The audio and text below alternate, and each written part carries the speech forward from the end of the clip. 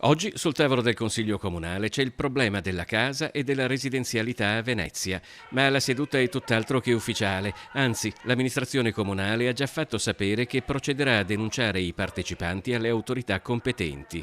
Sono da poco passate le 9 del mattino quando attivisti di associazioni per la casa e universitari, per la maggior parte donne e ragazze, entrano a Cafarsetti per un'occupazione che dura circa un'ora. La sala consiliare è vuota. Oggi in programma non c'è niente. La commissione che deve trattare l'ospedale di Venezia si fa a Mestre.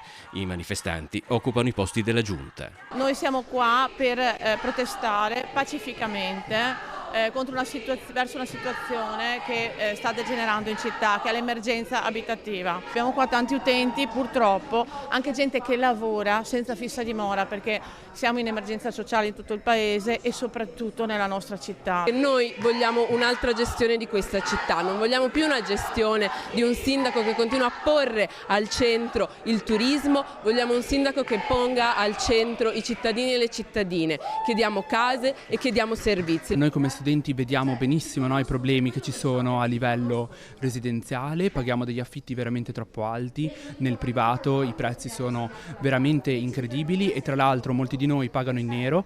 Nella protesta c'è spazio anche per il contributo d'accesso, contro il quale ci sarà una manifestazione il 25 aprile. Verso le 10:30 la sala consiliare è già vuota. In una nota diffusa nel pomeriggio dal comune si parla di un atto grave e intimidatorio e di denunce dei partecipanti all'autorità competente. I piantoni, si legge, sono stati letteralmente aggrediti da questi facinorosi. È l'esempio del partito del no che con la primavera si è risvegliato per impedire a questa città di guardare al futuro dei propri figli e dei propri nipoti. Io è da 16 anni che sto facendo bandi, ogni volta c'è sempre una scusa, o l'ISEE è troppo basso per social housing o perché appunto manca un dato, insomma hanno sempre 3.000 scuse. Nel 2019 ho avuto uno sfratto per morosità comunque incolpevole, fortunatamente con quello sono riuscita a fare la richiesta per la casa appunto che mi è stata data, sono comunque 109esima e sono attualmente invalida al 100%.